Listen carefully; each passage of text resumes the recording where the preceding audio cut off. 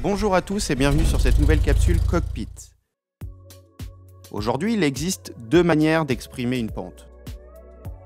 Soit en degrés, soit en pourcentage. Quand on exprime la pente en degrés, on parle en fait de l'angle entre le niveau de référence et la pente.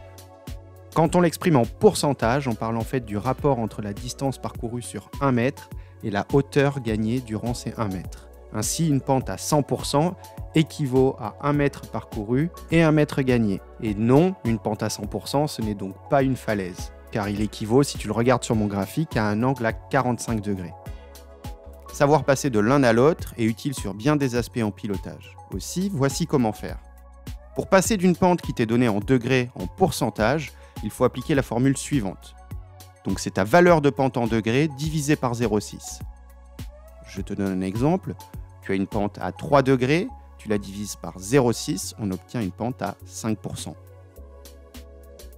Pour convertir une pente qui t'est donnée en pourcentage et la passer en degrés, eh bien, il faut appliquer la formule ci-dessous. Donc c'est ta pente en pourcentage que tu vas multiplier par 0,6.